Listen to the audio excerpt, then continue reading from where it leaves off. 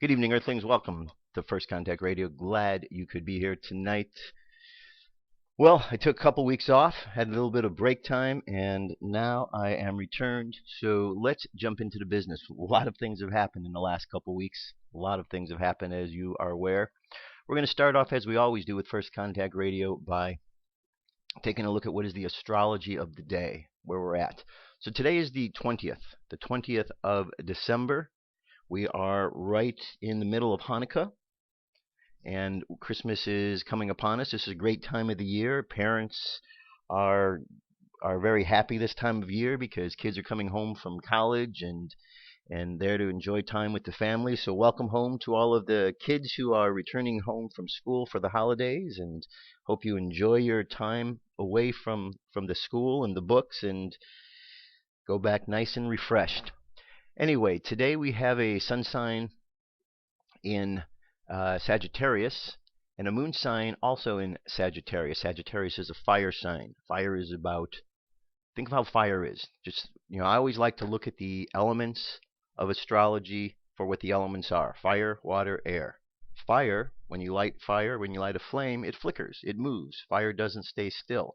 So when you have Sagittarius, when you have a fire sign, there's movement taking place. Fire is also something that we've learned burns and purifies. So there's a purification taking place with what is happening with Sagittarius.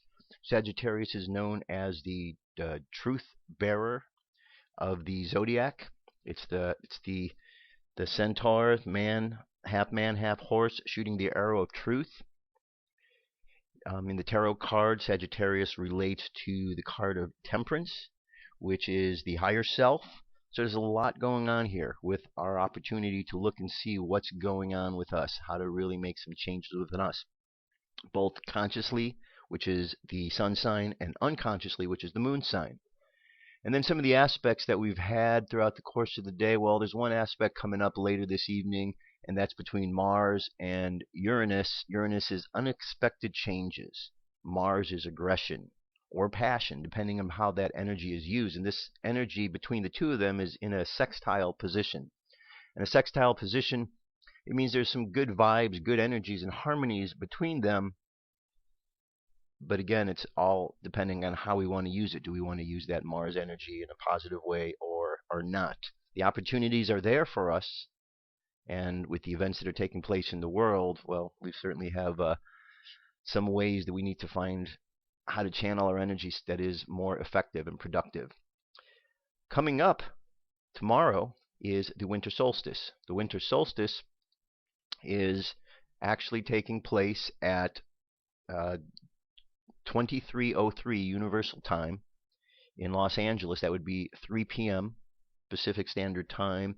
And so wherever you are, just adjust accordingly. If you're in the Midwest, that would be at 5:03 p.m., 6:03 p.m. if you're on the East Coast, and 4:03 p.m. if you're in Mountain Zone.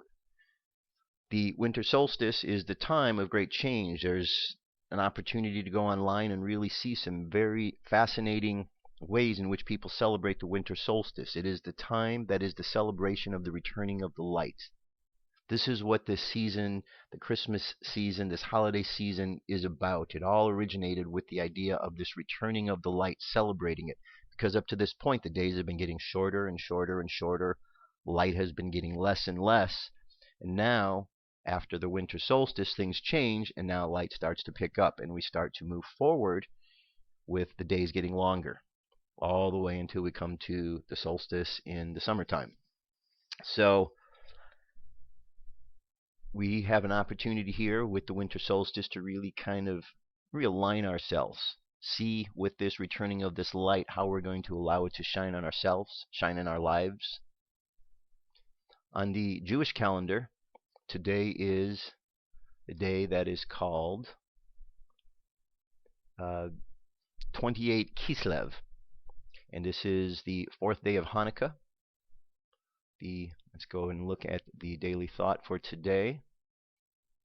The daily thought is Insider's History. The history of humankind is not about the rise and fall of empires, nor about their wars and their conquests. It's about a different sort of battle, the battle over whether the creator of this place belongs here below or in some heaven above. Those who believe he belongs in his heavens destroy the earth. Those who believe he belongs on earth, they build heaven here.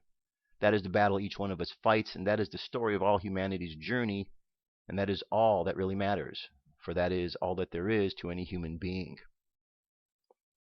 If we look at the numerology today, according to the Gregorian calendar, today being the 20th of December 2014, we add those numbers together, they add up to 12. It's 1 plus a 2 plus a 2 plus a 0 plus 2 plus 0 plus 1 plus 4. That's a 12. 1 plus 2 equals 3. So 3 is a number of creativity. It's a number of, we've heard the Trinity. So it's a number where there's a lot of opportunity to create, be creative in what we're doing, how we're putting things forward in life, in a very positive, creative manner. Now, one of the things I'm going to deal with over the course of this week, because it's just a big subject and I want to spend some time dealing with it, is every week and every day I like to talk about the tarot and how that plays a part in the mix with numerology and what's going on with the esoteric sciences and how it fits into everything of the energy around us.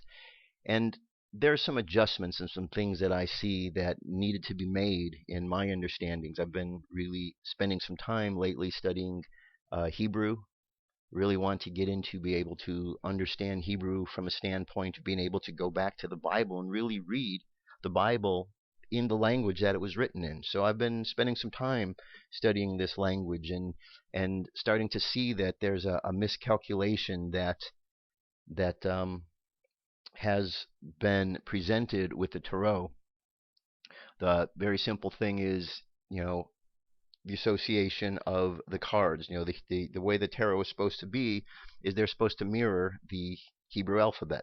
The Hebrew alphabet, or the term alphabet, comes from the first two letters, Aleph and Bayet. Alphabet, that is, or Aleph Bayet, that is where alphabet comes from. And over the course of the years and various calculations and different people hiding things, numbers have kind of gotten mixed around, and so the Fool, which is the very first card, has been designated the card 0. And after really analyzing in depth and doing a good amount of research, it seems that 0 shouldn't be there, that we need to start with the number 1. And so in that regard, there's some relearning that has to take place, some re-understanding of some things. So I'm going to deal with that over the course of this week. Not right now. There's just way too much to deal with in that regard. Just giving you a little heads up. And over the course of the week, we will get into that study. Now, if we look at the energy around us of the solar weather, or the space weather, you can see that right now the solar wind is 351.4 kilometers per second. The planetary K-index is in the 3 range. This is a scale that goes up to 9, and what this shows is how our planet is being affected by the energies from the solar system, from the cosmos. And so we're in a quiet period, not quite in a storm, but enough that our planet is getting hit with energy that is certainly affecting us in ways that that affects our very being, perhaps even affecting us on a DNA, a cellular level. And so just something to be aware of. The sun is active at this point in time. There's an 85% chance that within the next 24 to 48 hours we are going to have an M-class flare. There's a 40% chance that we're going to have an X-class flare. And remember, each of these classes has 9 levels to them. M1 through 9, X1 through 9. The more intense they get, the more opportunity that the planet is to get hit by this, especially if it's facing our way. And so we want to pay attention to that, because as the flares hit, as our planet Earth gets hit with this energy, the radiation goes up, the energy around the planet goes up, our force field around the planet is affected, and we ultimately are affected. And if we look at the geomagnetic storm activity, shows that right now in the next 24 to 48 hours, mid-latitudes, there's a 40% chance we're going to have some activity, 60% severe in the high latitudes. And what that means is get your cameras ready. You might see some good images up in the sky, some good auroras, things of this nature. You never can tell with these sort of things. One thing that can happen when there's solar flares is that there could be disruption in electronics. So if you happen to notice when these flares go on that maybe there's any disruptions in your television or radio or things, just kind of don't panic, don't get all worried about it. Just know that there's something going on. Check spaceweather.com and you'll be able to see what's taking place out there. So that kind of gets us started for today. I'll be back in just a few minutes. We're going to take a quick break. Stay tuned.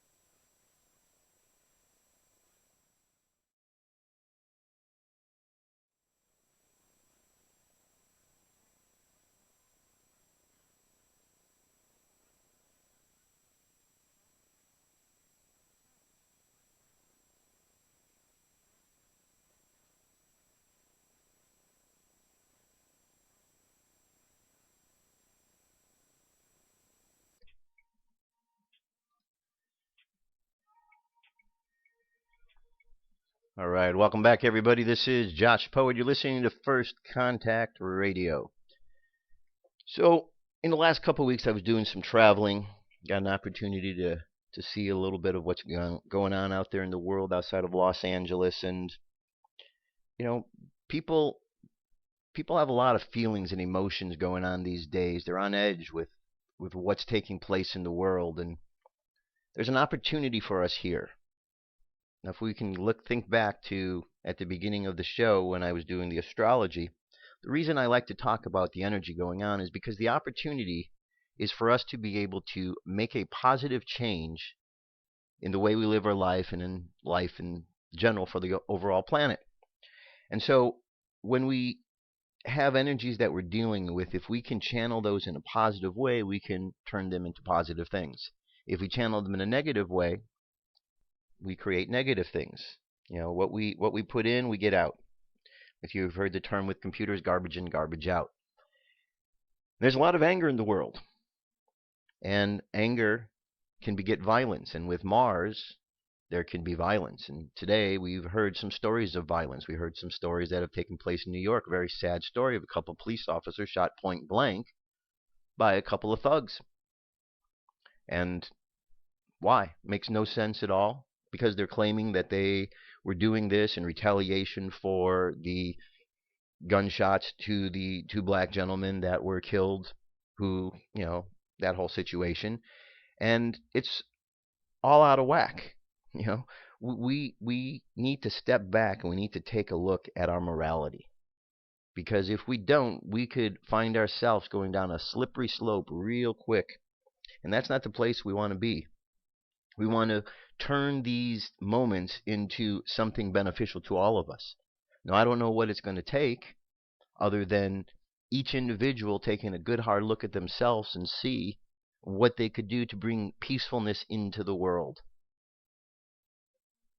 If we are able to do that, that I think is our only saving grace in this regards, because it's just none of it makes sense. If we just keep being angry and keep shooting each other, keep going to wars, then we're just going to make the situation worse. You know, Nostradamus left behind some quatrains in which he talked about things that were going to happen in the world. And we've really taken that information and we've run with it as if this is gospel truth. This is exactly what's going to happen. But Dolores Cannon, during the course of her research, she had the opportunity to channel information from Nostradamus. And some of the information that came through to her was that, from Nostradamus himself, was that we have misunderstood what he's trying to tell us. That we've taken this and we believe that this is exactly how it has to be, but that's not true. That we can change things for the better. Remember, the Bible talks about a new heaven and a new earth, a separating of the wheat from the chaff. Consciousness will go one way. If you're raising your consciousness, consciousness will go another way if you can't raise your consciousness. And this is an opportunity. So what are we going to do? Are we going to keep violating each other in this regard, treating each other as enemies, or not? You know, we need to find a way to bridge that gap. One of the things while I was traveling is the unfortunate thing of having to go through the TSA checkpoints, and I personally think they're a waste of a group. I think they have no merit, no purpose whatsoever, and it's sad to stand there in line and watch that good Americans who just simply want to travel are being harassed and basically terrorized by these individuals who are no different than Hitler's brown shirts, just following orders. Americans who are just wanting to go visit their relatives are being treated first as if they're guilty, as opposed to innocent before guilty. When I went through, I don't go through the scanners, so I went to the pat down, and I had this guy doing the pat down on me. I don't think this guy paid one bit of attention when he was in class, because there was a supervisor there, and every single thing this guy was doing was wrong, and the supervisor was telling him. All I could think, and I said to the I couldn't believe that this was the scenario, that they're putting people out there untrained, uneducated, putting their hands on Americans as if Americans are guilty. The situation I saw was they took a can of shaving cream away from somebody. I was really relieved that they took that shaving cream away, because who knows what would have happened if there would have been that one more tube of shaving cream on that plane. But we have to take a look at this, where we're going. The TSA agents, if you're out there, if any of you are listening, man, you got to think about what you're doing, because the world that you are creating now is the world that your children are going to grow up in. What kind of world are they going to grow up in? Are they going to grow in a world that is going to have more anger and hatred and blame towards others, and thinking everyone's guilty and fear-based? And if that's not the world you want, then you need to stand up and you need to think about what you're doing. Not be on these power trips. You know, look at what's going on in the other day. We had the situation with Cuba and Obama, reopening things with Cuba, and then at the same time we had the situation with North Korea. On that exact same day, the United States of America gave in to two different dictators, and the person that seems to be the middle ground between the two of them is the wannabe dictator here in this country. We are losing our country right underneath our noses. But we don't have to, because there's too many good people in this world, too many good people in America. And so if we don't stand up to this, if we don't start paying more attention to our morality, I think for me, I was having a conversation with someone about this the other day, and for me, I think it's little things. There's all these reality shows that are on, and these reality shows have money attached to them, and it's become commonplace that in order to win the money, People lie. People cheat. And we've come to accept that this is a normal situation, that it's okay in order to win money for us to lie and to cheat. But is that really moving our moral compass in the right way? Or don't we need to maybe think a little bit about what we're doing? Maybe check ourselves a little bit. Maybe we can do things without lying. Maybe we can do more things in the world by being honest. And I know people say, well, it's just a game. But sometimes what we imitate in a game, we bring that to real life. So I think that opportunity is here for us to really look good and hard at ourselves. Each and every individual, we have to turn away from blaming others for situations that we're in, because the situations that we have, who we are, what we're about, what's going on with our lives, are all dependent upon ourselves, what we've done, how we've created the situation. And if we really clean our house first, we'll find that we're operating in the world differently. We're attracting things to ourselves differently. People are treating us differently because we're treating others differently. It's a whole wonderful domino effect that occur, but we each have to take that step. Otherwise, what's going to happen? We're just going to cower to when somebody throws some fear at us, like what happened the other day. I mean, that's ridiculous. We've kowtowed to potentially North Korea. Now they're going to dictate what we can and cannot watch here in this country. First of all, I think it was silly that somebody at Sony chose to do a movie and use the guy's real name, because I can understand how someone would be upset by that. Because if another country did that and they used our real president's name and then was doing a scene about assassinating him, we would be upset. Because when we make movies in this country, we don't do that. We use fake names, fictional characters. So I can understand that. So the moral compass of somebody over there at Sony wasn't very high. I don't know what they were thinking and how they thought that that would be a great thing, that they would say, oh, great, made a movie about assassinating our leader, and not say something about it. The other hand, I have to wonder, is this really North Korea that's out causing all of these problems? Because there's been the warnings that have been coming to us from our government that there's this cyber attack that's going to happen. So this could just as easily be something that could be occurring from our own NSA or our CIA. We don't know, because these things happen quite more frequently than Americans care to know and care to admit. So I really think that we need to get a hold of ourselves these days. And now with the shooting that took place today, where's it going to lead to from here? Is that going to lead more people to go out shooting? Is this leading to a race war? That blacks are just going to start shooting whites just because, and then whites are going to start shooting blacks, and Hispanics are going to jump in the mix, and the Asians? I mean, is that what we've come down to?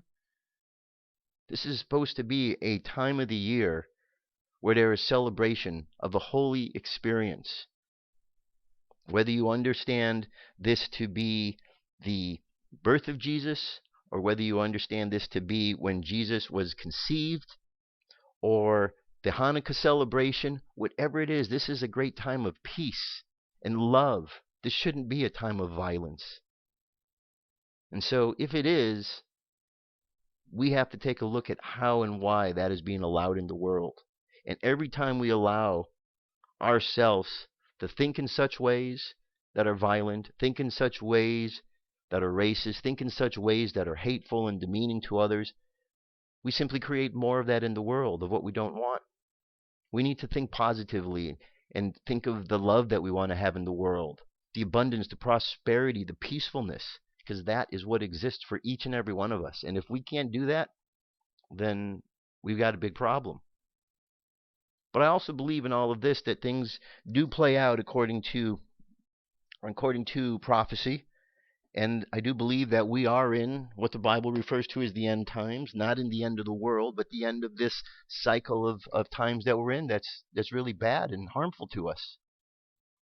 And so I think we can rest assured that God has our back first and foremost, but we have to do our part by bringing good into the world. because we work together. We're co-creators. And so there is a plan of good. There's a plan that God has, but we all have to do our part. All right? That's my little ramble for this moment. I'm going to jump away to a break. I'll be back in a few minutes. Stay tuned. You're listening to First Contact Radio.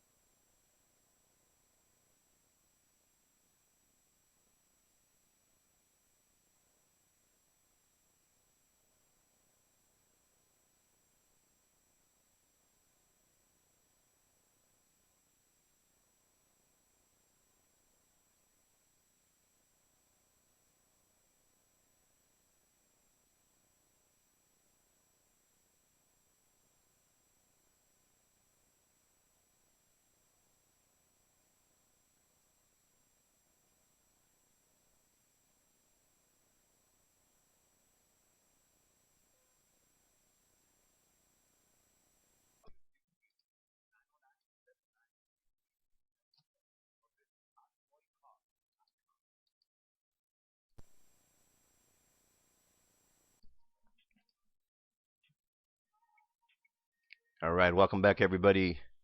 This is Josh Poet, and this is the UFO News.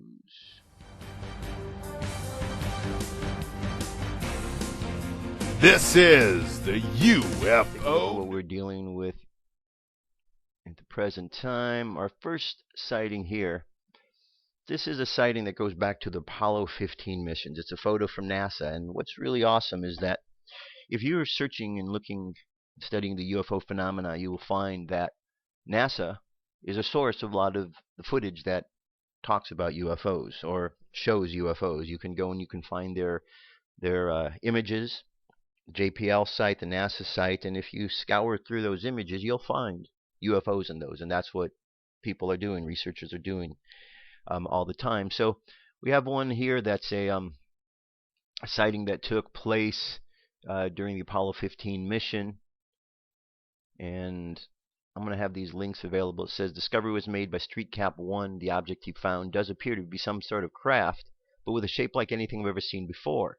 Sure, it looks like a triangle, but actually it seems more like three large tubular sections that become one. This is probably a drone keeping an eye on the Apollo 15 mission, perhaps out of curiosity, perhaps out of fear. All right, so these links, as always, I'm going to make available so that we can you can all check out these links and see what they're all about. Here we have a story, is Colombia a new UFO hotspot?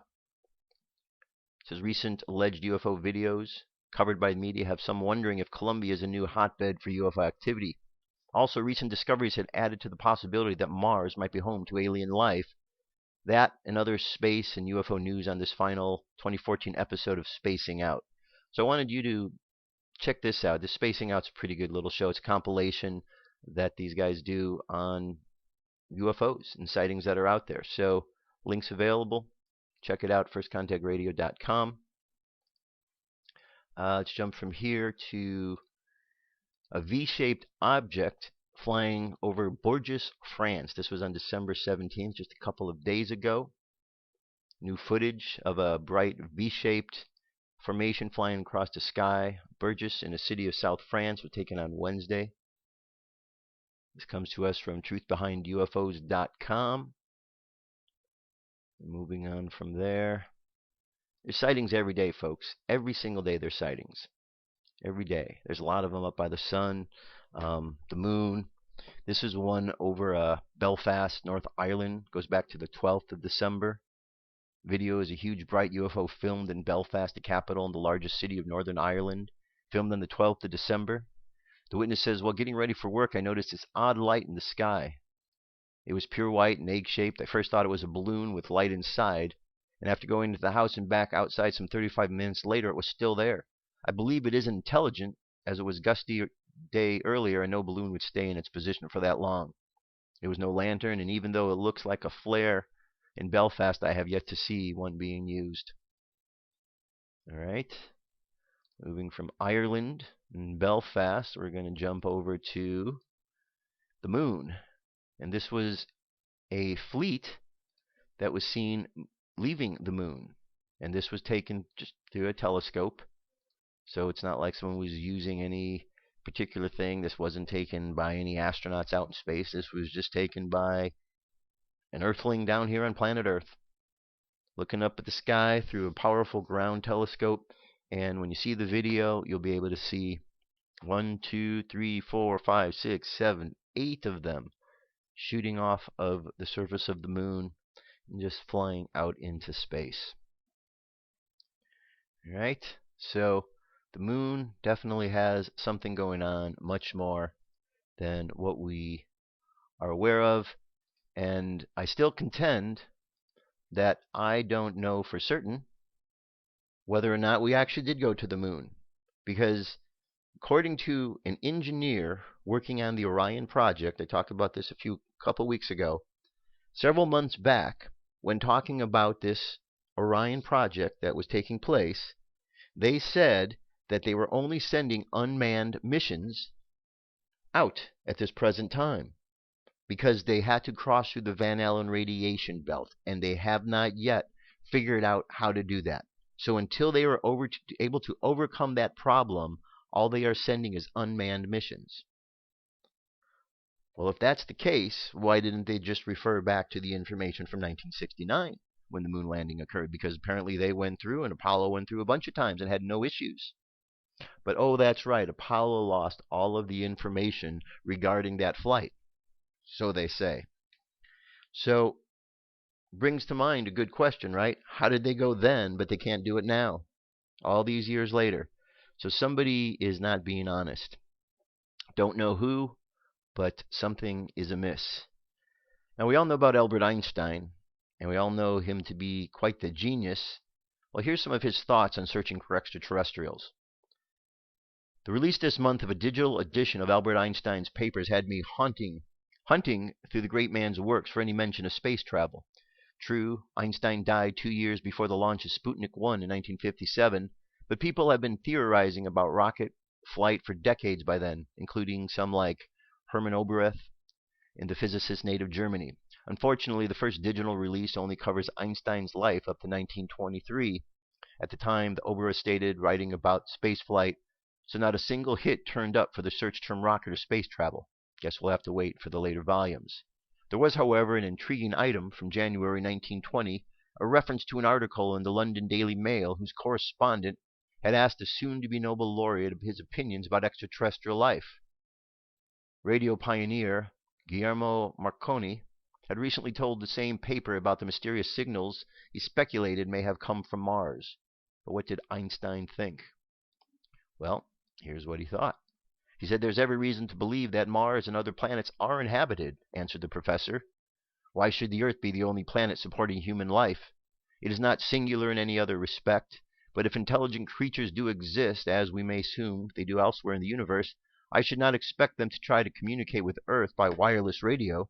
Light rays, the direction of which we can be controlled much more easily, would probably be the first method attempted. Einstein's dismissal of what we now know as the radio SETI, search for extraterrestrial intelligence, may sound surprising, considering that's exactly the region of the spectrum where most searches have been conducted to date. But in 1920, Einstein lacked the key bit of information. The reason radio searches are favorable for modern SETI is that long radio waves more easily penetrate the pervasive dust in interstellar space that blocks the shorter wavelength light from reaching us. In 1920, astronomers didn't yet understand the nature of interstellar dust. The father of relativity may in fact been right. Optical SETI searches by teams at Harvard and other places are enjoying the kind of revival. Even though they have the disadvantage of searching only for light beams, they would have to be aimed deliberately in our direction as opposed to radio signals that spread out like ripples in a pond. By the way, searching for the word Mars in Einstein's digital papers also turned up this, perhaps, uncharacteristic misanthropic line from letters sent in February 1917. It is a pity that we do not live on Mars and just observe man's nasty antics by telescope. Very interesting. And one last piece here. This month is the anniversary of the Rendlesham Forest incident. You may be aware of this. If not, I'm going to remind you right now. It says the Rendlesham Forest incident, also known as Britain's Roswell, is undoubtedly one of the best documented and most significantly military encounters with craft of unknown origin or UFO. It is also a case that involved very credible witnesses, trained USAF observers and security police. The incident spanned 3 days in 1980. Rendlesham Forest is a large pine forest east of Ipswich in Suffolk, England. Nearby there are twin NATO air bases, RAF Bentwaters and RAF Woodbridge. At the time, both bases were being leased to the United States Air Force. Several UFO incidents, including multiple witness sightings and military personnel, ground traces, and radioactive anomalies reported from Rendlesham Forest. According to the United States Air Force security patrolman on duty, the object was described as being metallic in appearance and triangular in shape, approximately 2 to 3 meters across the base. It illuminated the entire forest with a white light and had a pulsing red light on top and a bank of blue lights underneath. In November 2002, the British Ministry of Defense released the Rendlesham file of documents related to and confirming the Rendlesham Forest incident. The website is this website, the one I'm going to put up there, it's the RendleshamForestIncident.com, is dedicated to preserving information regarding the historic encounter with a craft of unknown origin in the Rendlesham Forest, Suffolk, England in December of 1980. The mission is to educate future generations worldwide of the extreme importance of the Rendlesham Forest incident and to provide a centralized information repository for research and study of the incident. Now here's a couple of quotes that come from those involved. This is from Sergeant James Peniston from an interview he did on ABC television. He says, "What I once believed is no more, and what I've witnessed defies all that I've ever imagined. I am truly in awe over the whole incident, and no one can fully understand the magnitude of such an event unless you were there." Sergeant Bud Stevens, who spotted strange lights on the 25th and 26th of December, said it didn't crash, it landed. Sergeant Adrian Bustinza, in an interview with Georgina Bruni, said, "When I arrived, it was going in and out through the trees, and at one stage it was hovering. Then it went over to a clearing at the edge of the forest. By the time we got to the clearing, it had already landed. When this thing landed, Halt was already there. I didn't see it land. I saw it take off. It kind of hovered in at first and then took off." And one more quote. This comes from Sergeant Moreau Nevels, who's a disaster preparedness technician, and said there were 3 objects or lights. The largest light was leading or command vessel. The lights were 3 vessels that move independently of each other. They were moving and were able to jump from Woodbridge and show up over Bentwaters in less than a second. So the link is available, so you can check that out. But definitely something going on out there with UFOs all around us. And I think we need to pay attention because our future is about understanding our space brothers and our space sisters. These stories are told to us over and over in books like the Bible, in the other books, the Bhagavad Gita, The Bhagavad Gita, here you've got Krishna, a blue guy, flying around on some sort of vehicle. Then you've got the story of the Vimanas in India. On and on. We have so many stories that there's been ancient races and beings that have visited our planets, and stories of their return in a future time, which appears to be in the time frame that we are in. So that is our UFO news for today. It's time to jump away for a break. I'll be back in just a few moments. Stay tuned.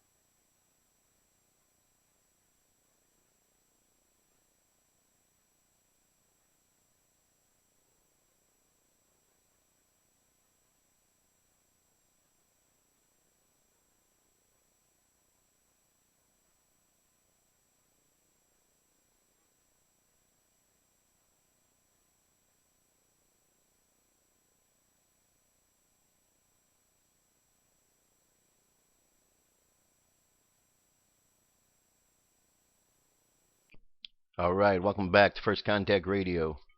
It is time for the Cosmic News with Dirk Bradshaw.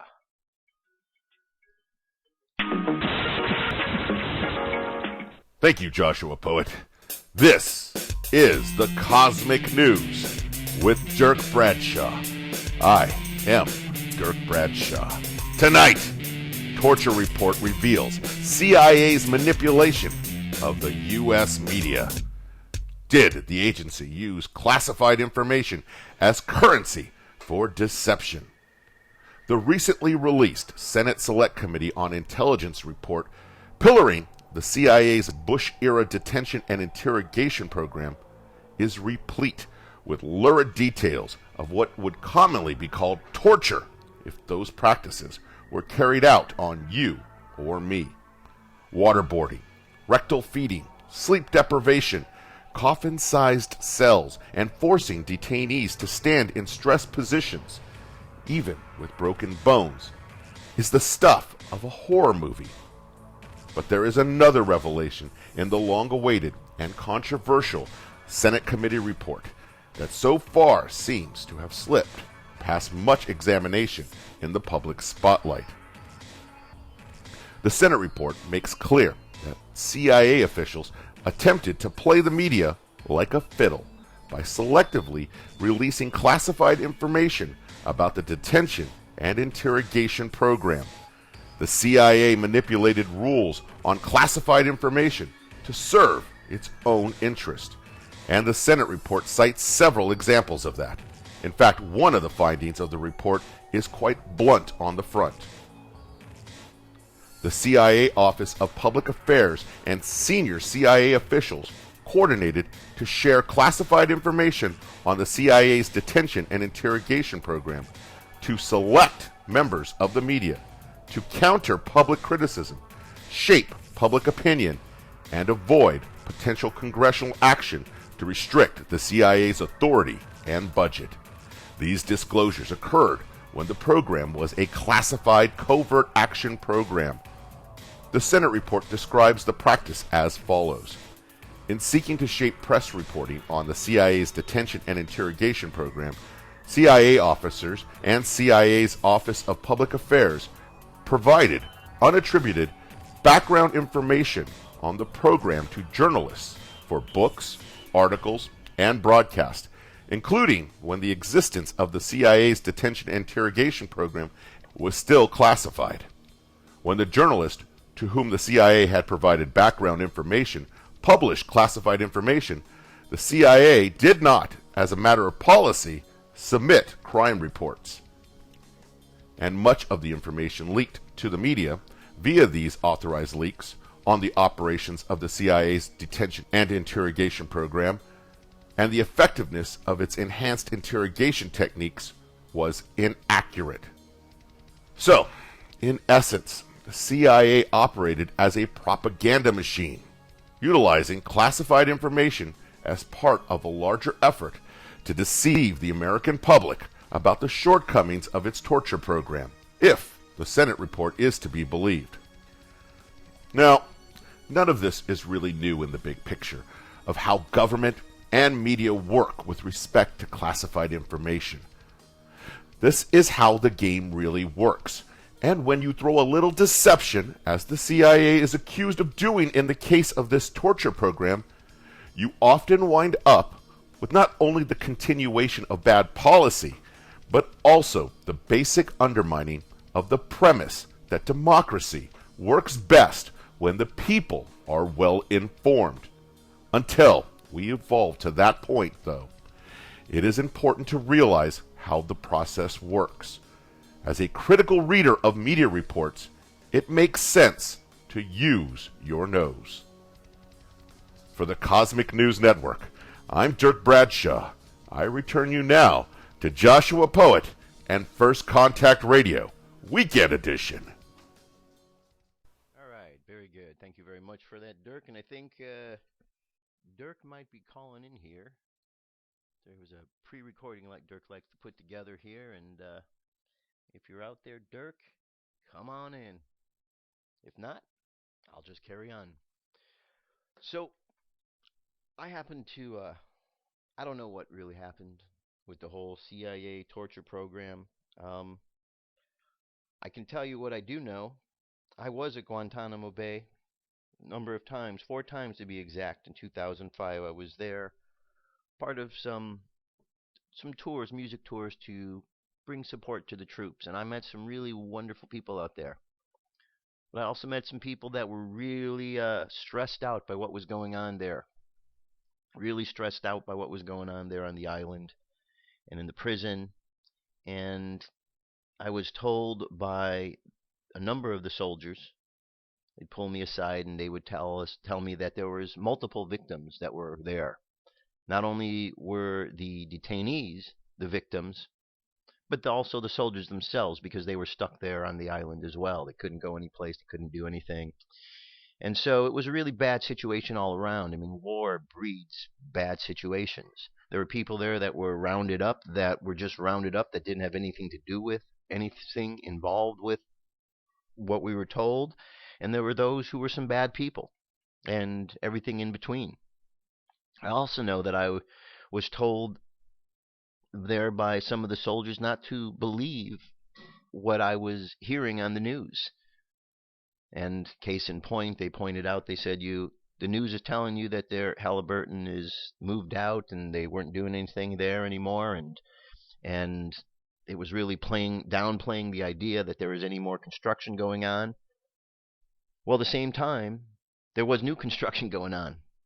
And so as I was seeing the new construction with my own eyes and then hearing mainstream news talk about there wasn't any, I started seeing that there was someone was misrepresenting the information that was being presented.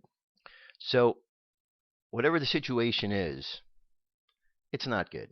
And again, I think it goes back to our moral compass. Where is our moral compass? You know, there's a lot of good men and women in this country. And I don't think that it's right, or I don't think that it's fair that the men and women of America, the husbands and the wives, sons and daughters, should have to be subject to these kind of ideas and thoughts. You know, why are we so insistent on propagating war as opposed to peace? Why when kids go to school are kids needing to learn things like the dates of wars as opposed to dates when there was things that were done to heal or to help or things? You know, our moral compass has been going astray for quite some time, and that is our problem. And it reflects in so many different areas of life. And unless we grab a hold of it, unless we determine where we're going, we're just going to move ourselves off in the wrong direction. But again, I totally believe that we have an opportunity, each one of us, to decide where we're going to go in all of this. As the shifting is taking place, as the wheat is separating from the chaff, where are you going to be? Where is your consciousness going to go? Is your consciousness going to rise with the part of the planet that's moving multidimensionally into the next realm, that's moving into a higher vibration? Or are you going to be stuck down in this vibration of war and violence? I mean, how would you like to be stuck in this and then later find out that you had an opportunity to not be stuck in it simply by your thoughts? And what if you found out that the programs that you watch, like the news that spits out information at you every day, helps to form your thoughts and keeps you focused down in these violent, warlike areas? I mean, pick up a newspaper on any given day and look at the stories in it. There's more stories about violence, war, killings. We don't hear stories about good news, and that's our fault. We have nobody to blame for that but ourselves, because we've allowed a little white lie to get bigger and bigger. And so as we continue to go, the sensationalism of the news agencies continues to expand. They all vie to tell these gruesome stories, and it gets worse and worse. So it all goes back to our moral compass and how we decide that we're going to live our lives. And if we decide to live our lives by moving to a higher ground, to higher consciousness, then that's exactly what we're going to get in our lives. Garbage in, garbage out. Our mind is like a computer. And if we put good things into it, we put good things out. So if we put good things into our mind, we put good things out into the world. And if we put good things out into the world responds back to us with good things. And as we're doing this, we're affecting others, everything changes. You know, it's like that thing. You tell two friends and they tell two friends and so on and so on and so on. It's that simple. And we have an opportunity in all that's going on to make some positive changes. And so as we get on with the rest of this show, we're going to turn our attention to those positive ways and things we can look at. Because for those who've been listening to the show, you know, I've been doing this now for over 5 years. You've come to understand that there's a format. I like to go with the energy of the day, like to get into, UFOs, current events, kind of let you know what's taking place so we're aware of them. But then we want to move to the solutions, because I don't want to focus on all this negativity and doubts and fears. That's no fun. It gets overwhelming, as a matter of fact, and it just tends to weigh heavily on a person. So I'm not going to spread that out to you, and I certainly don't want to be someone who's pushing that into the world. But I think we need to be aware, because by being aware, at least we can understand where the problems are so we can find the solutions. And once we're aware, Well, awareness is half of the battle, half of the solution, and that's what we need to do. Just be aware of what's going on, so we can make a change. All right, that is the end of this particular segment here. The end of the first hour. I'm going to jump away for a few moments. When I get back, we have a guest, Sara Anderson. So stay tuned. I'll be back.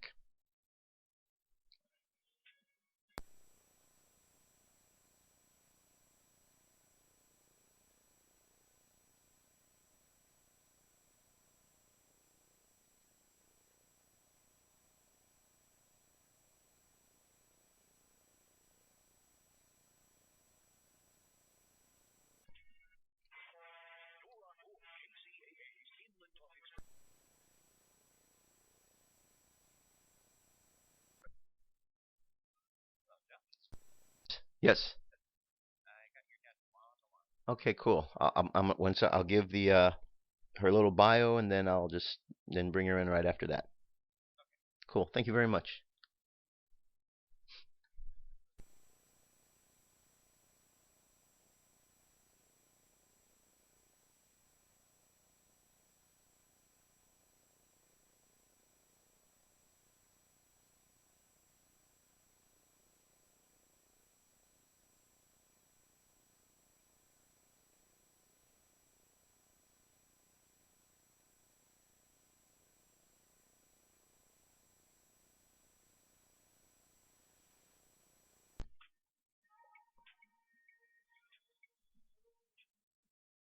All right, welcome back everyone to First Contact Radio. This is the weekend edition here at KCAA Radio. So next up, I have a guest. Sara Anderson is her name. Sara has been serving as a spiritual medium for over 5 years. She relays insightful messages from angels, spirit guides, and past loved ones to her clients, and she shares their spiritual solutions for all earthly issues. As a mystic and a spiritual teacher, she helps people discover their infinite hidden power and shares the secret art to mastering this life. So, Sara, welcome to First Contact Radio. I'm really delighted to have you on the show. How are you this evening? I'm good, Josh. Thanks for having me. Oh, you're very welcome. So, why don't you? I gave the little bio here. Why don't you let the audience know a little bit, about yourself, a little bit more about what you do and how you got started in this work. Sure. Well, the bio mentioned I'm a spiritual medium. I guess I was born this way. My life has always been very strange compared to other people. But I was born into a very traditional, conventional, nothing fancy, and it was just very, very normal. And so I realized at a very young age that I was different and usually psychic and intuitive. I'm sure this is true of yourself. We're kind of natural people pleasers. So we tend to kind of want to make everybody else feel comfortable. So immediately as a child, I just sort of started setting things down and knew that it wasn't normal. And over time, entrenched myself into the human condition, and this became pretty much normal. And I basically used my own intuition to help myself and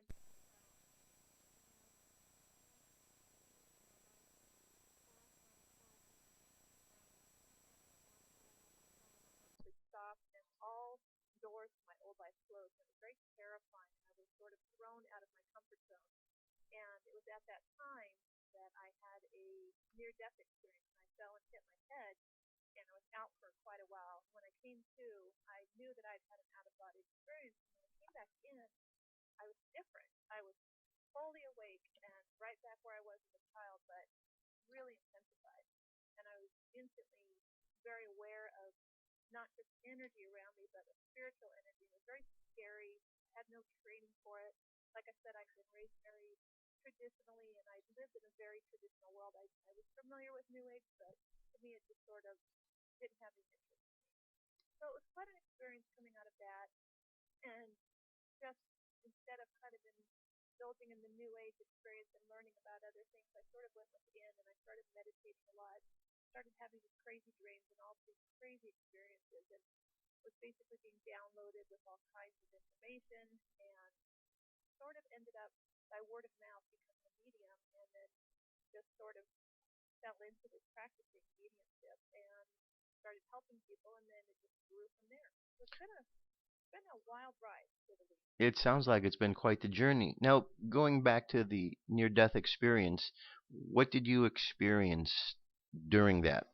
Like you hit your head, you felt you hit your head, and then what do you remember that you felt and experienced? The experience itself, when I was out, I came to, and I knew it was as if I'd had a dream. I knew I'd spoken with people, I'd seen some things. I haven't talked to a lot of people about this, and it's not something I usually mention because it sounds like crazy talk, I know, but basically I felt like I was out in the stars, Oh, and I was looking in and seeing how the world really works, and I understood things, and I can only explain it as if a lifetime of information has been downloaded to me in a very short span of time, in however long I was out, and it literally took me coming back into my body in a matter of months before I was able to actually let it catch up, I guess is the best way I could describe it. So a lot of the information caught up with my body, and my body changed, my DNA changed, everything changed. I changed in the first place. Before the experience, I had had a debilitating back injury that would require surgery. I had skin cancer. I mean, I was really spiraling. After it happened, everything changed. I mean, it healed. Everything just went away, and it was very miraculous. The doctors didn't know what was going on. So I guess I don't specifically remember while I was out, but it caught up to me in dreams. It caught up to me in meditation, and I remembered everything. So I guess it's a remembering process, and it still continues to this day. hmm, very interesting. Now, were you revived? Did you come up on your own? Was someone there that revived you? No, I was taken to the hospital and woke up in the hospital, and uh, it was just there. I was immediately aware that the first person I saw was my doctor standing over me, and I was immediately aware that his mother was standing behind him. And I thought, well, that's really strange. I know she's not here in physical form, but I could immediately see. And then I remembered being a child, and it was just coming back to me, and I was dazed and confused, but it never stopped. So Wow, that's very fascinating. yes, that's crazy. And how long ago was that? This was 7 years ago. 7 years. Okay. Well, that's pretty. That is very fascinating how that happens. I've heard that quite a bit. Where people just have this sudden experience where the remembrance comes back. And I guess sometimes we need to have those moments that are real drastic like that, don't we? Yeah, I think there's some people that are just naturally spiritual. They really did stay with their spirituality throughout their whole life, and they're healers and teachers. And then there's others that have to sort of go into the human condition for a time. And I think for many people, such as myself, I think it was pre-contracted. I think they purposely go into it so they can learn to be more compassionate and helpful to people that they help. And I know from my own experience, the life I lived before this, there's nothing anybody can say to me that would rattle my cage or scare me or throw me off because I've pretty much been there, done that, seen that, and I'm very compassionate to people's pain and suffering. And I think that's a direct result of my own lifestyle that I was living before I stepped back into my spiritual awakening. So how do you view the death experience now that you've been through that? That's a very good question. I've had people very recently close to me die, and I'm surprised at how unaffected emotionally I am beyond just a simple, I miss that person, but I know that they're right there even more so than before because they live in our hearts afterwards. And that's where we really channel through the spirit world within our hearts, and it's just through love, and we're all just really one anyways. I think when people pass from their bodies and go back to the spirit, we are more one in that aspect than we are when we're in this conscious experience of being with human bodies and being separated from each other and having our soul amnesia of who we really are. I think it, to me, used to be missing that person, wondering, scared, hoping that they're okay. Now I know, and through many readings that I've done, I the spirit coming through, just being better than ever, who's free of their old limitations and their fears and their human conditions, free of pain and suffering, physical and emotional. I know they're in a much better place, and it's us who are the ones that are left behind, and we're the ones missing them. So it's, it's, uh, it's just definitely been chance for me to really reframe my way of thinking about death. It is an interesting thing to think about because we here on Earth think of death in a certain way, but as you said, what if the whole idea is that we're trapped here and we become free when we get on the other side, and we don't realize that until we get there? Very insightful of you to say that. I think that's very true. I think we're trapped here of our own doing, but I think we also volunteer to come down here and to evolve spiritually. And this is a great place to do it. I mean, Earth is it's an advanced playground for souls, but it's also an educational playground. So we can come here and we can work through things that we want to learn. It was do it here many lifetimes. I personally believe I've seen it in readings, and I've also had memories of past lifetimes of my own, and I've just seen it in other people where I can see maybe possibly, like let's say a gentleman in a past life was abusive.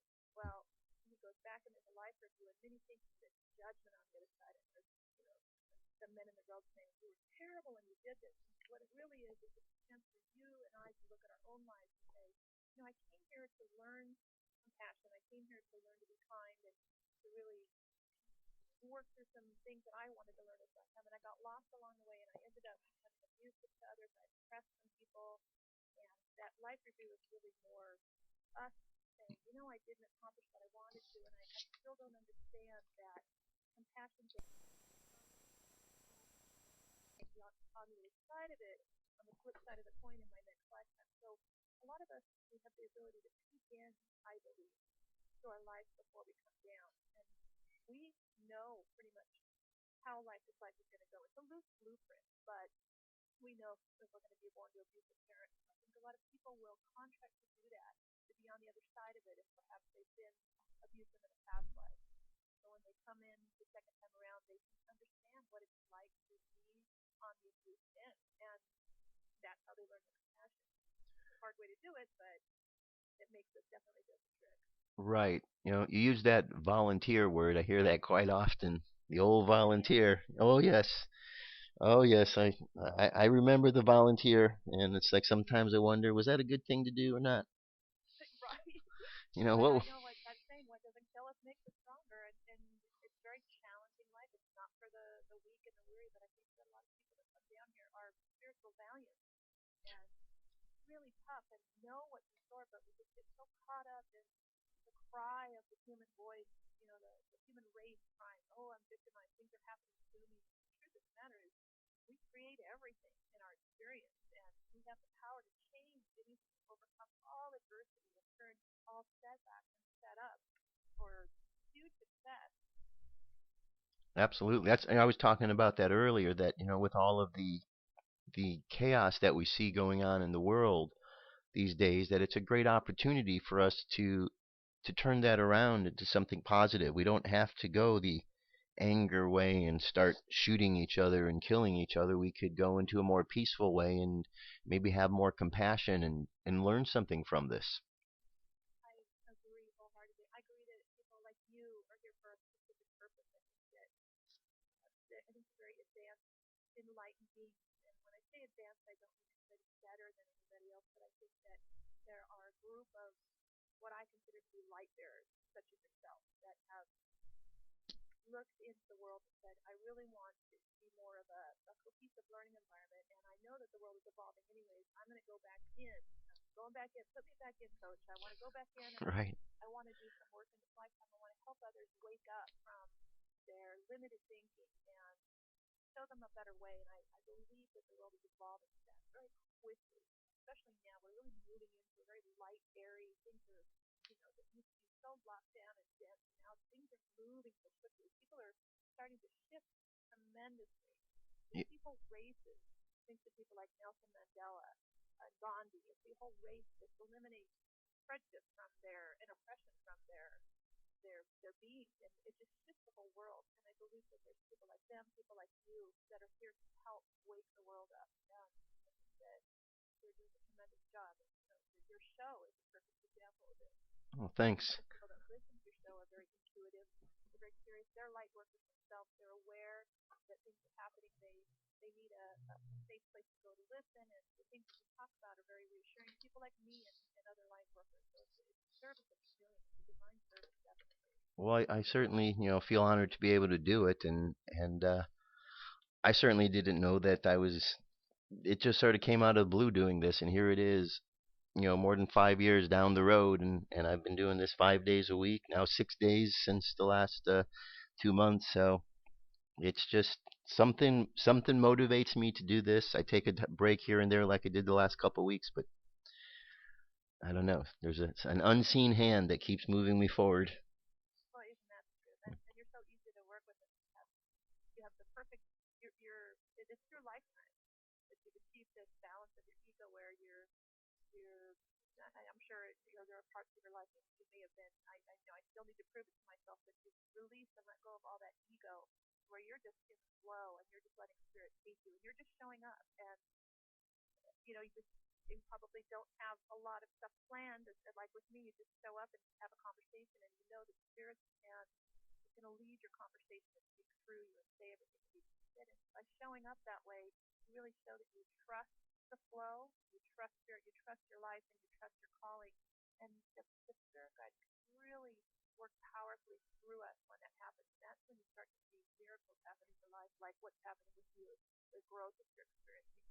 Because they have a selfish motivation too, just like we do. They want the message to get out there to reach everybody. They want everybody to wake up too. So they will muse you. Right. You let them use you, and it's just a beautiful experience. It's wonderful. Right. Sarah, we're going to jump away for a quick break, and we'll be right back. So hang on, and we'll continue our conversation in just a few minutes. This is Josh Poet, First Contact Radio. We'll be right back.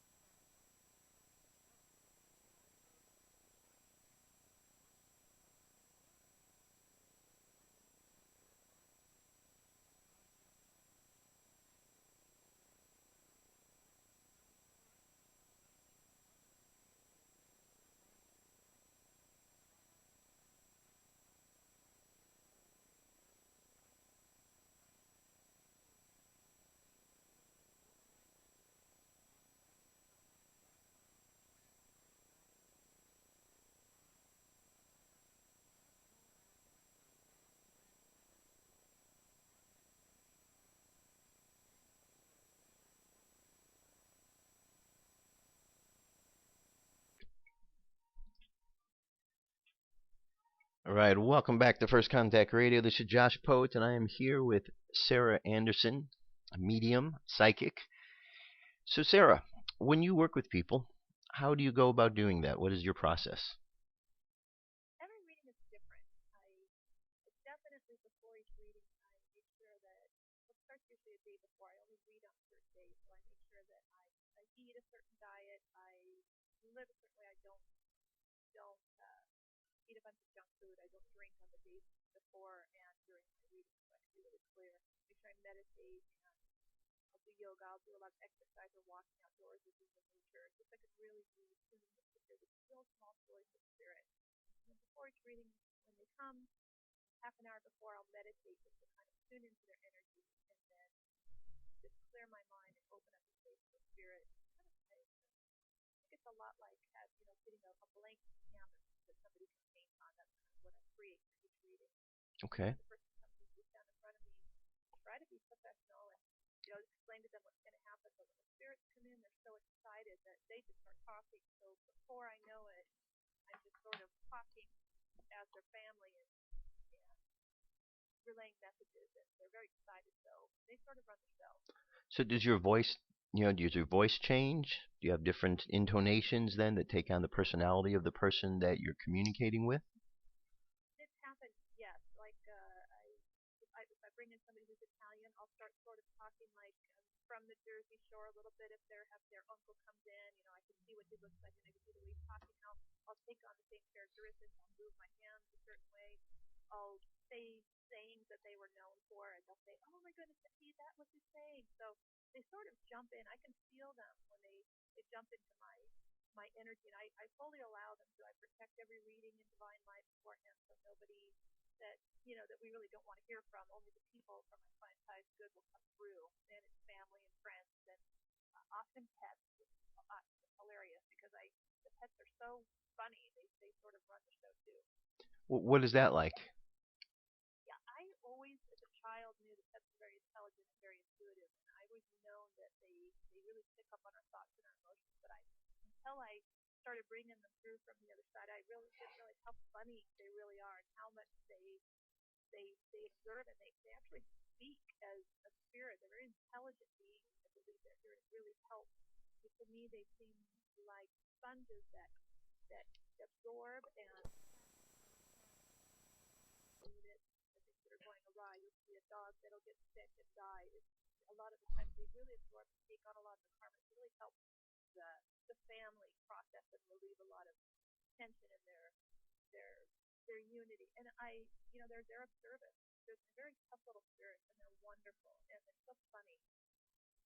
Do you find that there's any certain type of animal that you experience more? Dogs, cats, or I have gotten everything from lizards to roosters to dogs, cats.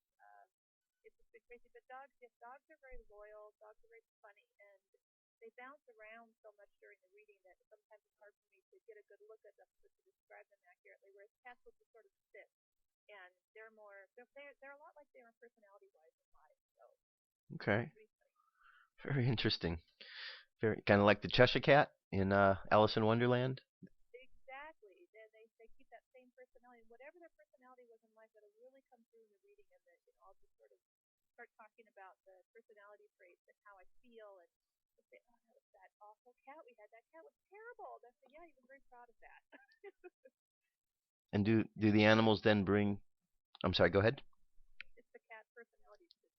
Do the animals, are they able to bring in different type of information that other than like a human or a relative would, or is it like the same? A lot of memories of what they had. They'll talk about, bring validation just of like their favorite bowl, or if here's a perfect example. My husband and I went up to, to Northern California and we went into an old hotel, and as soon as I walked in, I sensed a brown lab that was sitting right at the front next to the desk, and I thought, okay, well, there's the spirit of a brown lab there. He must have been the greeter. He's very proud of that, and I, just acknowledged him. And I'm on vacation, trying not to be a medium, and later on we went downstairs to dinner, and I saw him in my mind's eye sitting next to a lady at the bar, so I came over and started talking to him. This happens a lot.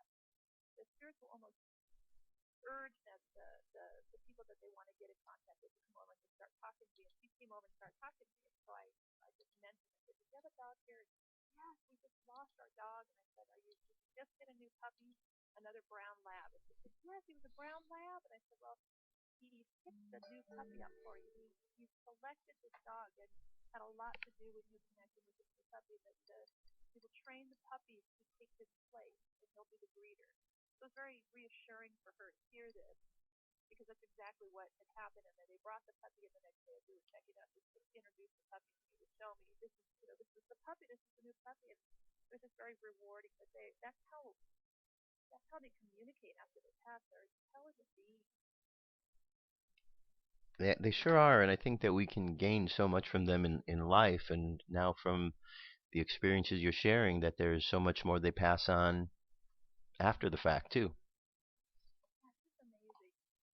People that go to the other side, they release, like I mentioned, a lot of their fear and a lot of their pain. So as if people that were judgmental, perhaps in life, the daughters and the sons of a very judgmental parent will come to me, and the parent that comes through is so different than the parent that they knew in life because they've enlightened a bit. They release their prejudices, they release their fear, and they have come through with a lot of apologies and regrets. So everybody, I guess the way I could describe it would be how they feel to me is as if they're checking in from an all expenses paid vacation or a cruise, and they're just really on their third day of vacation, really relaxed and enjoying life, having a great time, and not a care in the world, and saying, "Hey, I'm really sorry that I was so hard on you. I don't know what all the fuss was for. I'm relaxed and happy now, and I really got caught up in my mind while I was alive, and I was really locked down in fear, and I know I did a lot of damage, and I'm really sorry, and I want to make it up in the other side." And they'll work with those people and try to help them in any way they can. And a lot of times I'll see a spirit actually assign themselves to that person so they can learn from them. And they'll actually learn and receive a lot of their enlightenment so they can move on and ascend, if you will, by just sticking with that person and helping them and guiding them. So Okay. they'll become an unofficial guide, Okay. more of a help. Okay. So from your experiences of dealing with the other world, what do you find and what have you learned happens when someone crosses over? Are they just there in a void, or are they there living life and they have a house and things like in this life, and they hang out with friends? What have you experienced? They've shown me things on the other side where they'll show me colors that aren't of this world. So I know they're showing me something that's over there. So perhaps if a grandmother that was a gardener in this life, she'll show me that she's gardening wherever she is. And she'll just the soil. I just want to stick my hands in what she's showing me because that it feels so fertile and delicious and deep and moist and nutrient rich that nothing like we have here. And the colors of the flowers that I see, I get so excited when I see it because I think, God, this is what I have to look forward to when I go to the other side. It really reassures me, yes, it's wonderful here. But these days, we have, I don't know this for sure, but it's just glimpses that I think spirits have shown me that really kind of lead me to believe that we can tangibly create in other dimensions, and they go on to do that, and it's very easy, and there's no monetary system like there is here. You just create with your mind what you want, and I really believe that that's sort of what we're here to be dabbling in. We're supposed to be creating. What we don't realize is that many of us get so trapped in our minds and think that life's happening to us, but we're actually, this world is not a physical challenge. It is a mental adventure. So we're here to really, create and create what we want, and we do it simply with our minds and what we say. So if we're saying I'm sick, I'm depressed, oh, I don't feel good, well, that's what's going to happen. Whereas if you say, my life is great, I'm so grateful for everything I have, I feel wonderful, that's what you're going to create. And I think that we're really here to learn that because this is a really challenging place to do it. There's a lot of really big challenges here for us. We can overcome them with really mighty goals. So It sounds like you familiar with the movie What Dreams May Come?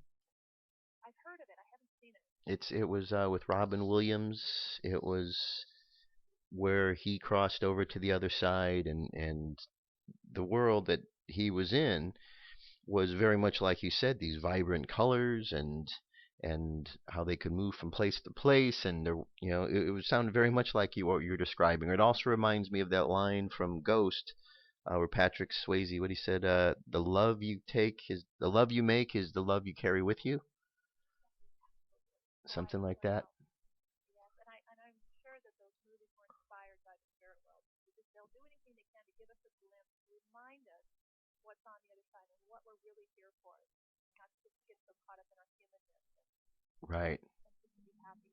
We're supposed to be creating sort of a heaven on earth here for ourselves. And what we learn through traditional religious beliefs is not exactly what I get from the spirit world, where one of the biggest things that I get again and again is spirit world always drives it home, especially for me because I was raised this way, is obligation is not love.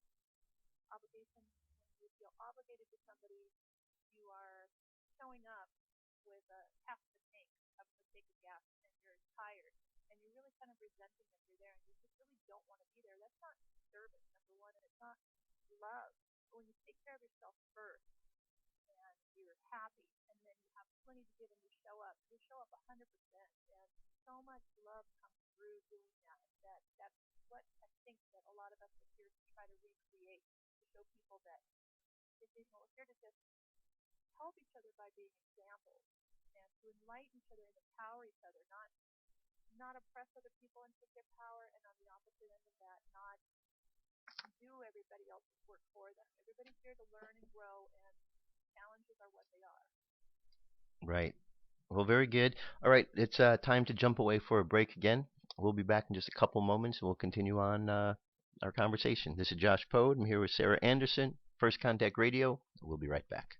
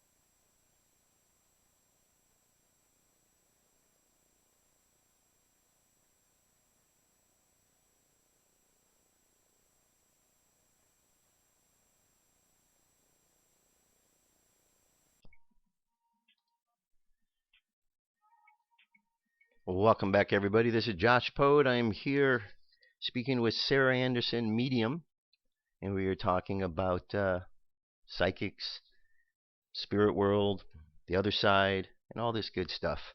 So you have a book series, the Happy Psychic series. I see is coming out soon. You want to tell us a little bit about that?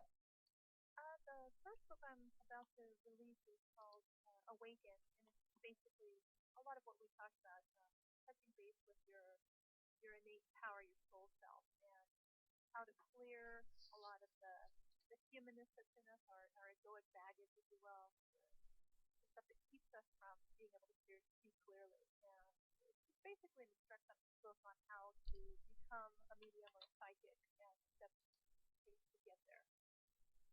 Okay. And when is this book due out? That's a good question. My publishers keep asking me the same question, so I keep Okay. trying to find time between readings and raising a family to finish it up. But I'm almost done fine tuning it, so it should be out within the next month or two. I plan. Okay. And I see you have a nice, your website here is thehappypsychic.com, and I see you have a nice gratitude can make you psychic, a nice little blog posting here, which is very interesting. Intuition is a divine birthright designed to help us lead happier, healthier lives while we're here. And the quickest way to tap into this amazing gift is through an attitude of gratitude. That's awesome. Yeah, it's very true. It's the closest thing to being psychic is being happy, and I think that I was shown it one time where, and I've been through all of these phases in my own life, where our vibration is like I guess like a thermometer. It goes high or low, and you want to keep it as high as possible. So to get yourself high, to be happy and healthy, the quickest way is to just start saying thank you. Thank you for everything. Thank you when you get up first thing in the morning.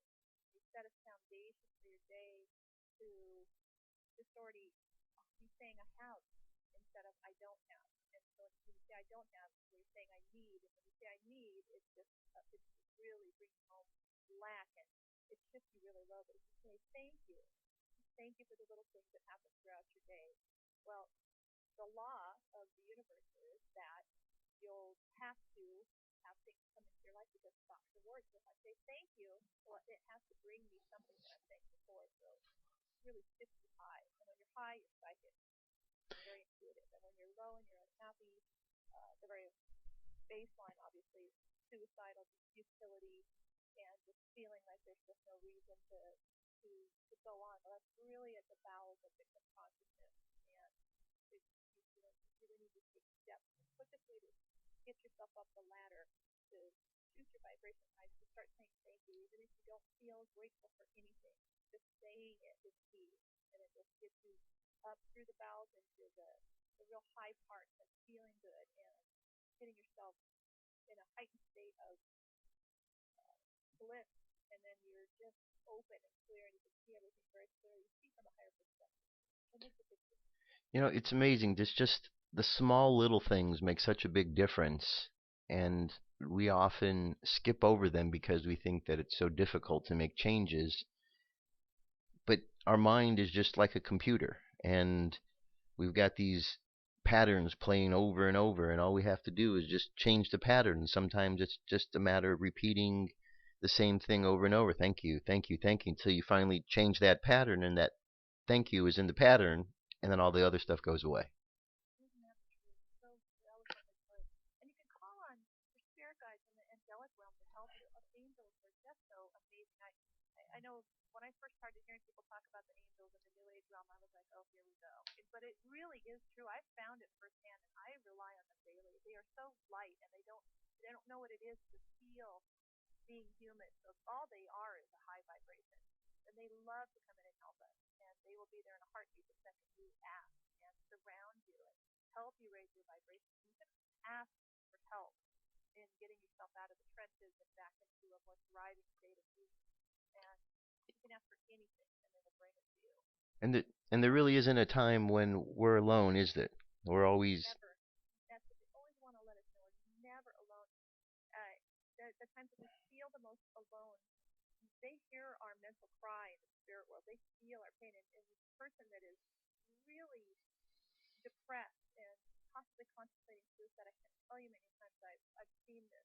where they'll just inspire a friend, inspire a family member, call this person, or show up at their door and that one phone call, that one knock at the door where they have to open up the door and engage or answer the phone, snaps them out of that mindset that could have been, a tragic end of a life that could become great. Right. We want it happy and healthy and thriving. Happy, healthy, and thriving. I like that. They're there to help us do whatever it is that we want to achieve in this life. They will back us 100%, and they'll move heaven and earth to help us get it, as long as it's for our highest good and the highest good of everybody. And that's being wealthy, that's being healthy, that's being in love, whatever it is, a positive experience. They would love to bring it for us and help us achieve it. And like I said, it's heaven and earth to help us get it. One of the things I was talking about earlier is our moral compass, because there's so much going on in the world today, and it seems that we're at a point where every day we have an opportunity to make decisions, and I kept asking, where's our moral compass pointing? Are we pointing in the right direction? Do we have the morals to get us where we want to get, or have we allowed the little white lies to become bigger, and we've accepted that lying is okay and cheating is okay, and now we've gotten to the point where we've got all these challenges in the world. What would you say, to those in the world who are struggling with the issues of finding that place, their moral compass, pointing in the right direction? I think that the people that it plagues are people like you and I, the people listening, the light workers, the light bearers of the world. We're the ones that are really affected by it. So we understand through lifetime just how much our actions create karma and actions create consequences. So we really want to try to polish the world up and get it going the way it's supposed to be going, get it to be more of a harmonious flow. I would say to the light workers who are listening that the best thing that you could do would be to just envision the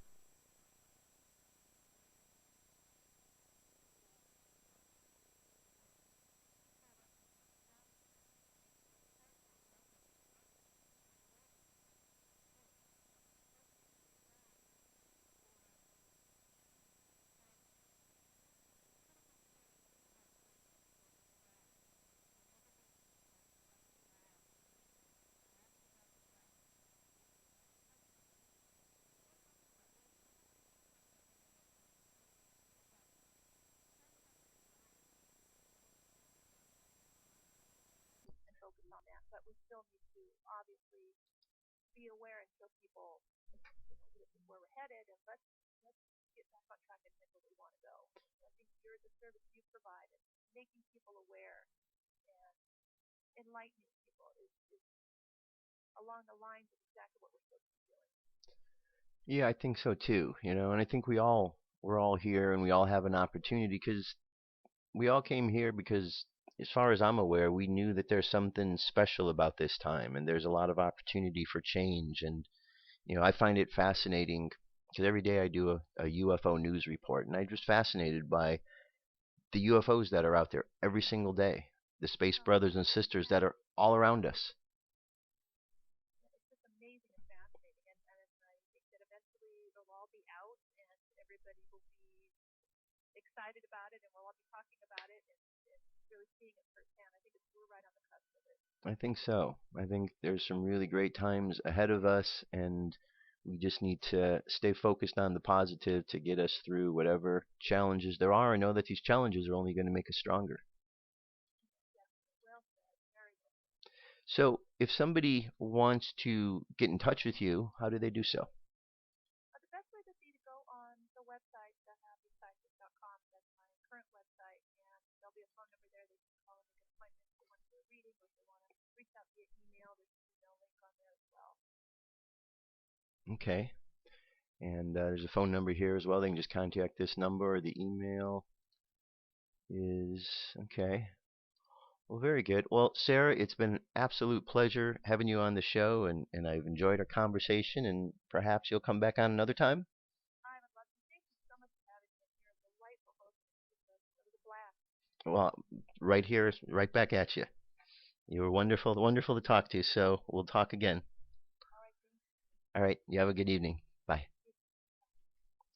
All right. Very good. So we're going to jump away to a break, and we'll be right back. This is Josh Poet, First Contact Radio.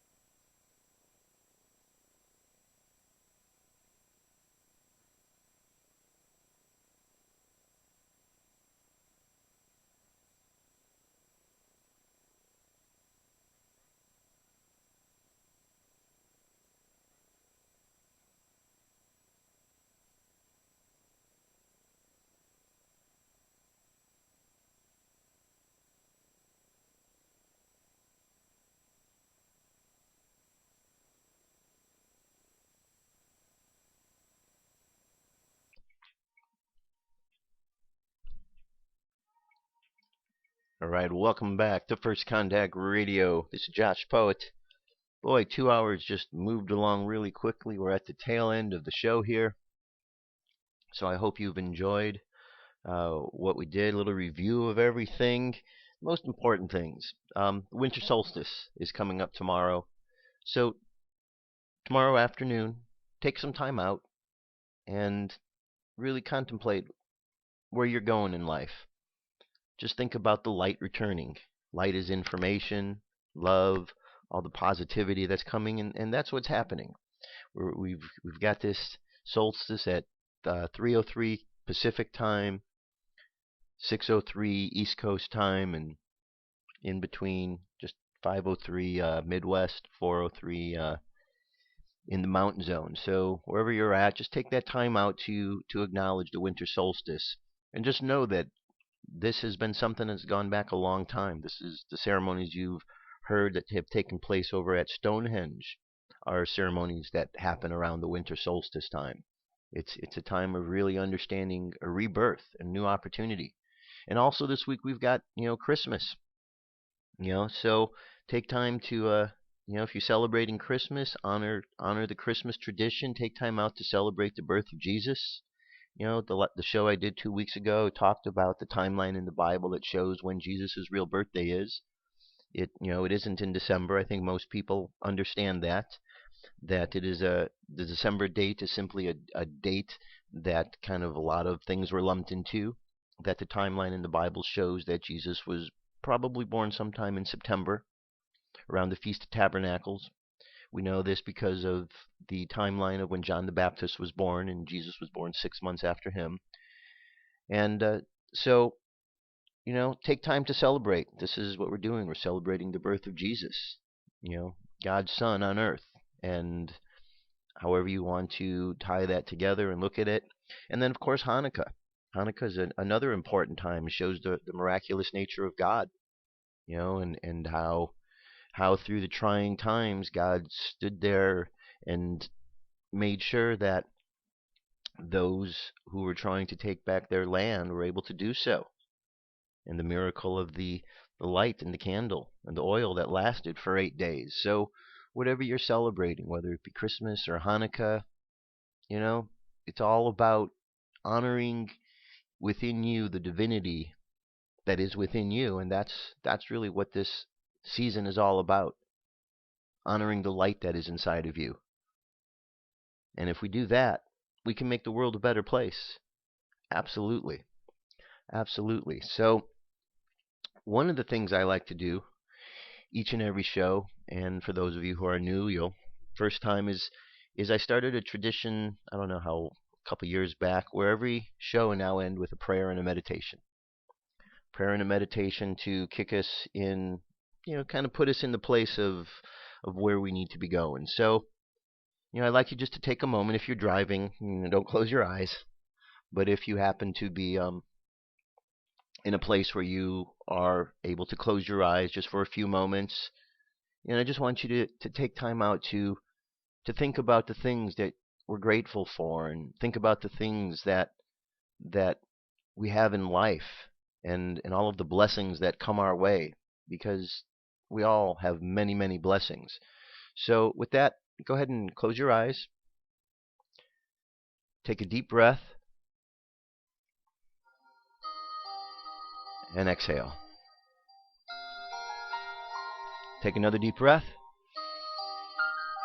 and exhale again. And another deep breath and exhale. And feel this energy of light and love moving down your body. Feel it entering the top of your head, the crown chakra. And imagine the color of violet as this light enters your crown chakra. And imagine this light moving down from the crown chakra down the center of your body, down to between your two eyebrows, to your third eye, and there imagine the color indigo. And from there, the third eye, which is the place where you see through space and time, just imagine the light moving down further to your throat, and there in the throat imagine the color blue. And this throat center is the place where we communicate into the world. And imagine the energy moving down from your throat chakra down into your heart. And imagine the color green, the color of the heart chakra. And then imagine that energy moving down from the heart, down the center of your body, just below your rib cage. And imagine the color yellow. This is the center of your intellectual body. And then see the energy moving down further, down to the belly button area there, and imagine the color orange. This is your emotional center. And then see and feel the energy moving down from your belly button down to the bottom of your spine, and there imagine the color red to your root chakra. And this is the energy of the physical world that grounds you to the physical planet. And just imagine that light continuing down into the earth.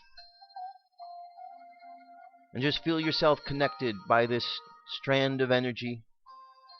One of it going down into the earth and the other up into the cosmos. And just feel information from the universe flowing through you. moving down the chakras, clearing all of the old patterns out, making way for the new patterns. And as you do so, I want you to consider the things in your life that you have to be thankful for your family, for your friends, for your health, for the abundance in your life, for the opportunities.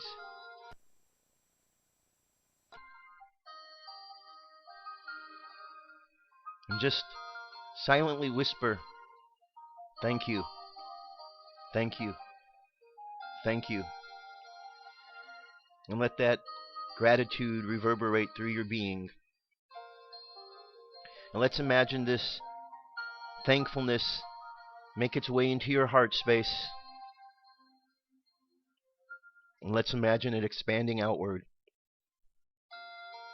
Let's imagine it the color of the heart chakra as it expands outward, and we see this light from the heart chakra, this green colored light of love and thankfulness just expand outside of your body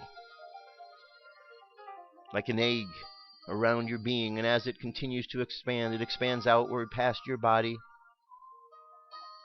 to fill in the entire room that you are in, or the place where you are at this moment. And then see this light, this love, this green colored energy just expanding outward into the city where you live, into the state, into the country, and all across the planet until it comes right back around to where it started.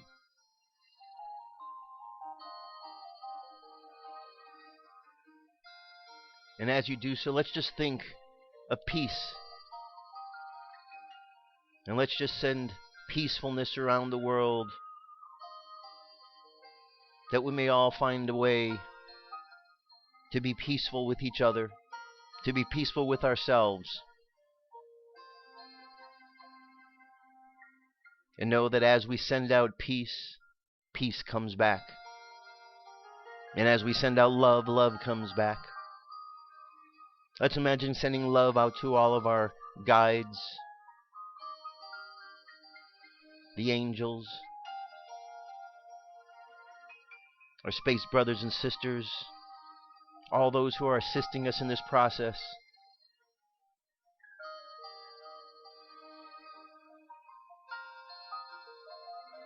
And let's just know that we can change the world one person at a time into the world of peace and love that we wish it to be.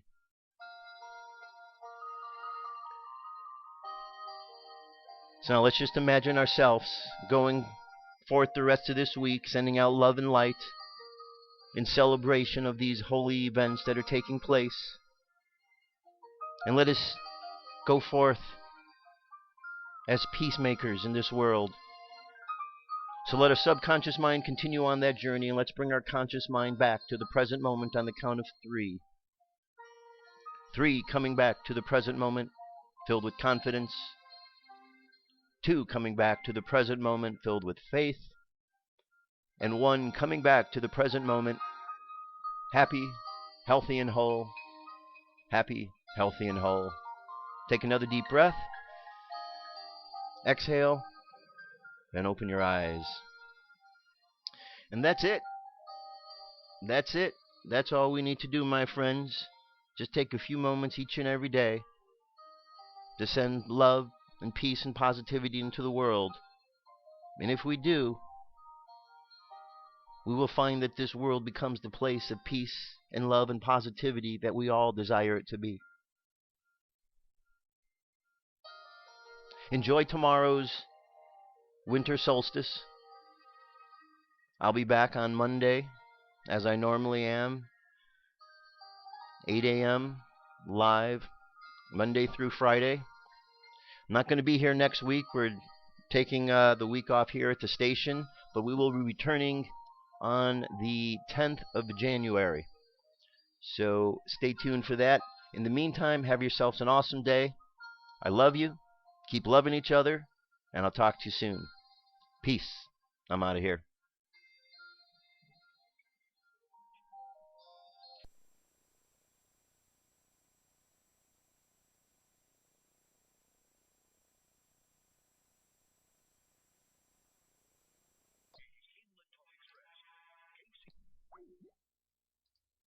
Awesome.